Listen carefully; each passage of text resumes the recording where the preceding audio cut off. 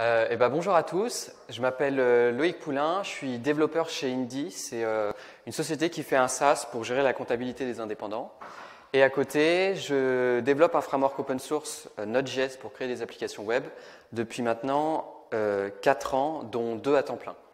Et dans cette présentation, je vais faire un petit peu mon retour d'expérience sur les choses que j'ai apprises et qui m'ont un peu surpris sur l'univers open source. Alors, très rapidement, pour présenter ce qu'est le framework. Donc, c'est un framework pour créer des applications web qui a vocation à avoir tout inclus, donc pour ne pas avoir à chercher des paquets et les assembler sur Internet. Il a vocation à être simple et facile à utiliser.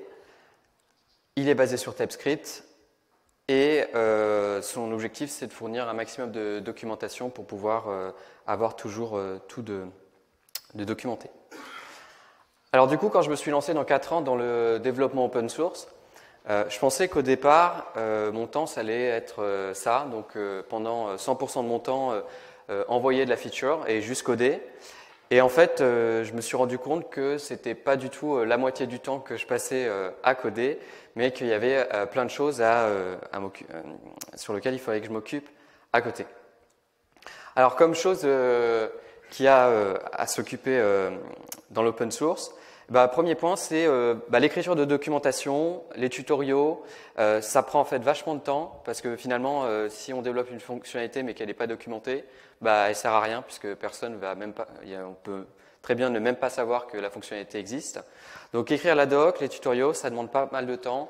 Les release notes aussi. Donc quand c'est entre 2 mineurs, présenter les nouvelles fonctionnalités. Quand c'est entre 2 majeurs, écrire un guide de migration étape par étape pour être sûr que la migration se fait sans peine. Autre point important, le site internet, parce que du coup sur le site internet il va y avoir pas mal de choses, la présentation globale du framework, la documentation. Alors la documentation on veut peut-être l'écrire en Markdown et qu'elle se convertisse automatiquement. Donc là il va falloir trouver les bons outils, créer le site, maintenir le blog, trouver aussi la charte graphique. Puis quand on n'est pas très bon en CSS au départ, c'est aussi un petit peu compliqué de s'y mettre. Et donc ça prend en fait ça prend pas mal de temps. Autre point, ça va être tout ce qui va être apprentissage, puisque à chaque fois qu'il y a une nouvelle fonctionnalité qui va être développée, typiquement intégrer l'authentification sociale, gérer la génération de la doc OpenAPI, etc. Il va falloir lire toutes les specs, les espèces de fichiers RFC de type Windows 95, où il va falloir aller à fond dedans pour voir les specs. Et à chaque fois qu'il y a une nouvelle personne qui va par exemple, demander une nouvelle fonctionnalité, c'est peut-être une techno qu'on ne connaît pas, donc il faut essayer de comprendre la techno, à quel besoin elle répond et comment elle fonctionne. Et puis également, on va avoir des situations où des utilisateurs vont demander je veux implémenter telle architecture, comment je fais. Derrière, il faut arriver à comprendre le besoin et des fois, c'est des choses qu'on ne connaît pas, des patterns par exemple, qu'il faut apprendre. Donc en fait, ça demande rien que pour implémenter la fonctionnalité, il y a toute une phase avant de compréhension des enjeux, et notamment quand ça va être des choses qui impliquent un petit peu de la sécurité, là il va falloir aller lire beaucoup de choses, par exemple sur OWASP ou des choses comme ça, pour être sûr qu'on ne fait pas de bêtises. Quatrième point, ça va être le support utilisateur, donc ça va être tout ce qui est questions sur Twitter, questions sur les GitHub Discussion, sur Discord, sur les issues.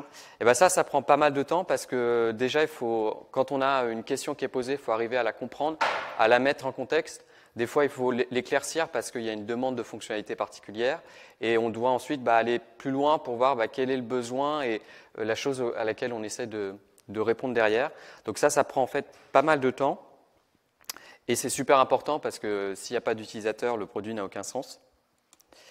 Et puis, ce qui va avec, ça va être toute la collecte de feedback, parce que finalement, quand on développe le produit au fur et à mesure, on a besoin de savoir quelles sont les fonctionnalités qui sont utilisées, ce qui n'est pas forcément évident parce qu'on n'a pas le code de l'utilisateur sous les yeux.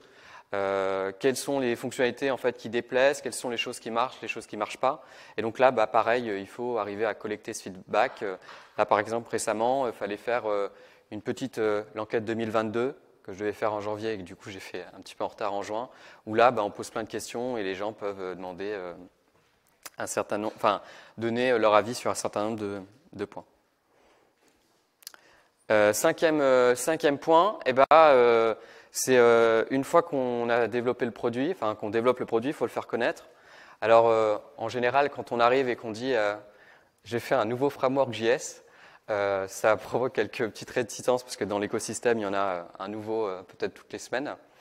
Et en fait, tout simplement, arriver à le faire connaître, ça demande pas mal de temps et d'énergie. Et enfin, sixième point, ça va être en fait la définition de toute la stratégie et des nouvelles fonctionnalités qu'on veut développer. Typiquement, où c'est qu'on veut emmener le produit, vers quel type d'utilisateur on veut développer le produit, parce qu'il n'a pas vocation à être utilisé par tout le monde. Ça demande pas mal de temps également. Donc tous ces points-là, en fait, ça correspond à tout ce qu'il y a autour de juste implémenter une fonctionnalité sur framework open source.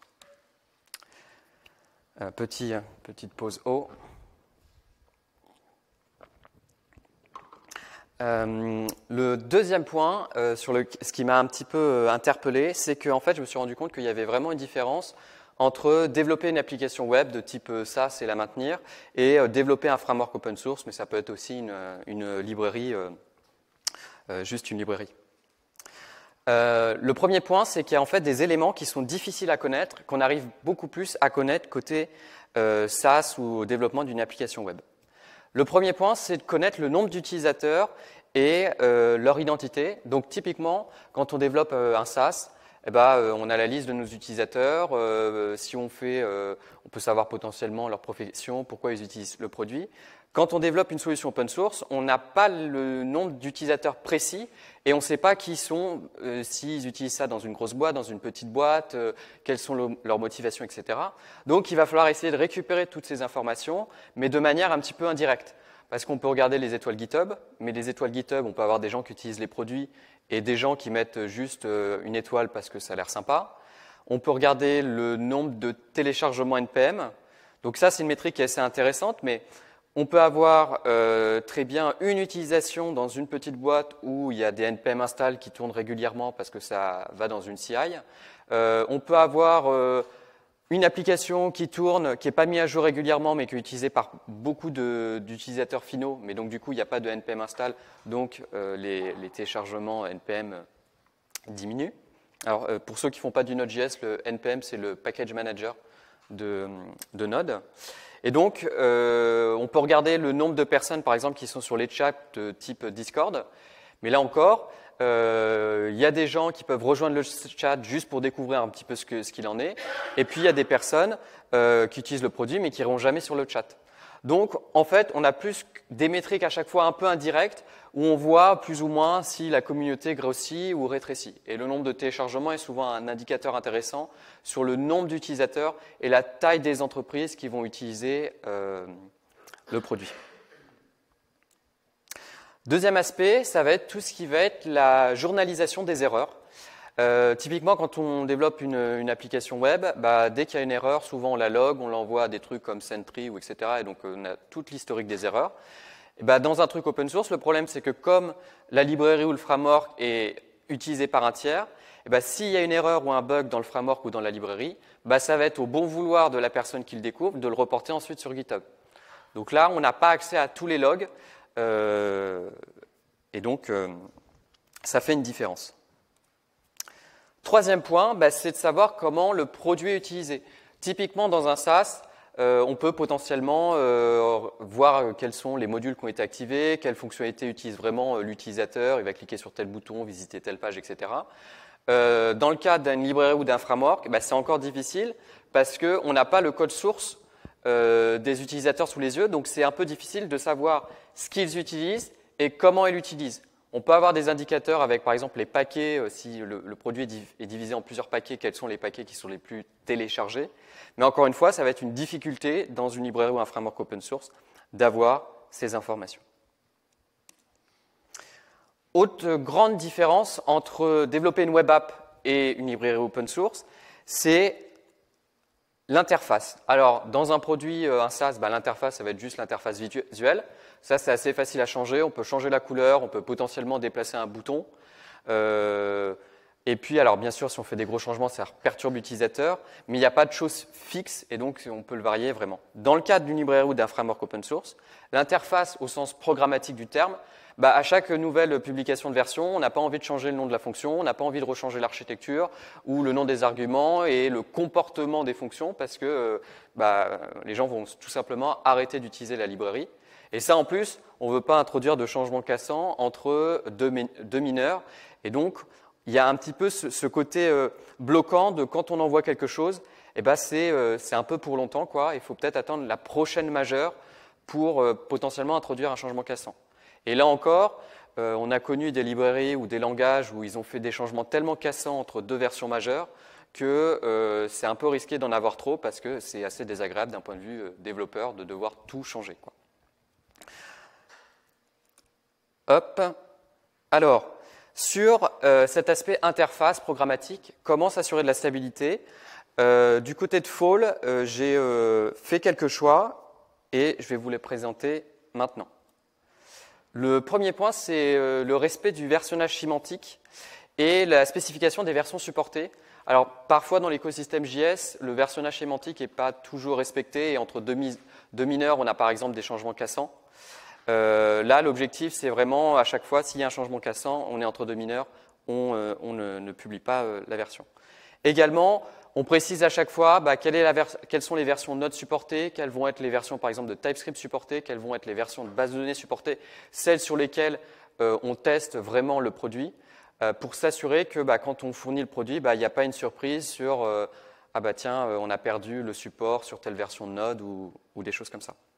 Sachant que sur un break-in change, qu'est-ce que ça peut être un break-in change? Ça peut être tout simplement on change l'interface, mais ça peut être aussi la résolution d'un bug. Parce que quand on a un bug, la fonction a par exemple un comportement différent, donc l'utilisateur va changer son code pour s'adapter à ce comportement de cette fonction. Et donc si on résout le bug, la fonction peut avoir un comportement différent et ça peut péter le code de l'utilisateur. Donc là encore, il y a des difficultés là-dessus. Alors c'est pour ça qu'il y a une très forte exigence sur la couverture en test parce que c'est difficile de revenir en arrière. Sur Fall, je crois qu'il y a à peu près un peu plus de 2000 tests. Pour s'assurer qu'à chaque fois qu'on publie une nouvelle fonctionnalité, on essaie au maximum de blinder cette fonctionnalité. Troisième point, alors c'est sur la documentation.